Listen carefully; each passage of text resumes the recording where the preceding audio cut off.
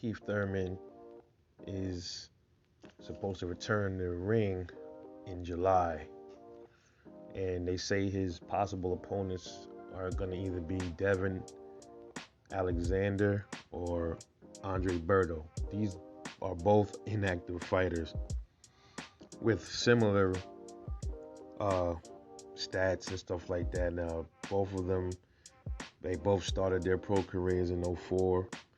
Both same height. Berto just has a slightly shorter reach than Devon Alexander. The KO rating 64% for Berto, 41% for Devon Alexander. So Keith Thurman, since returning in July allegedly, he wants to go after Yordenis Ugas. He was trying to get in Ugas' ear earlier this couple of months back, especially since he got his hands on the WBA belt, because that was Thurman's belt that Thurman lost to Pacquiao. So I guess he's trying to get that belt back so he can throw a wrench inside the Errol Spence unification, unifying, so he can become undisputed. But the other piece of that puzzle was Terrence Crawford, and we already know the situation with that. Him and Errol. Terrence said he's not fighting Errol, so we can pretty much leave that alone. So I guess the likely thing that'll probably happen later on with the WBO would be Terrence Crawford end up moving up and then vacate the belt. Then one of them, somebody end up fighting for the WBO. Rather it be Keith Thurman. I think at some point, since now that Terrence Crawford is not going to fight Errol Spence, I think at some point, man, Keith Thurman is going to be in the mix to fight Errol Spence at some point. I think that WBO is going to be vacant, and I think it's going to probably end up somebody going to scrap over it. It's probably going to be Errol and Keith Thurman. If that's the way it ends, then I wouldn't be mad at that fight. But I would love to see the Bud fight, but we already know that ain't happening. But Keith Thurman is trying to insert himself into the fray, man. I don't blame him, man. But he's been inactive since 2019.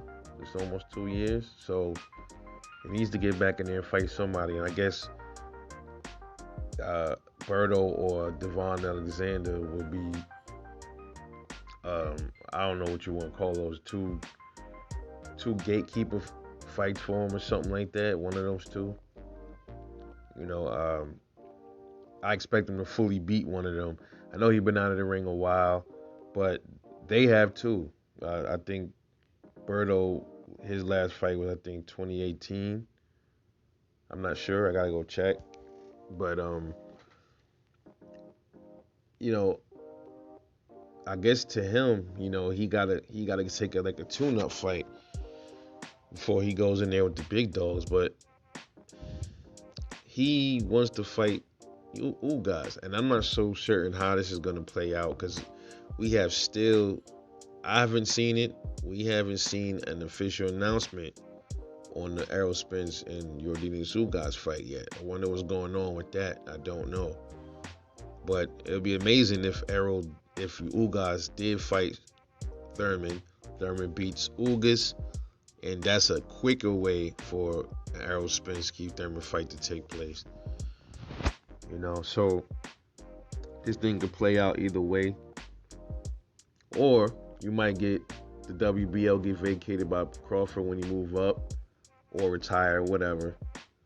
And then, one of the young bulls, Virgil Ortiz or Jaron Ennis, because they're moving up in ranks, man. So they end up scrapping for the WBO or something like that. And then that winner gets to fight Errol Spence for the WBO, for the become undisputed. That would be dope.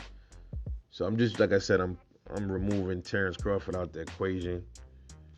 I would like to see that. I would like to see Errol fight some of these young bulls too, man. Like, Stanionis or Virgil or Ennis. I'd love to see Ennis and Errol fight, man. That'll be a nice scrap.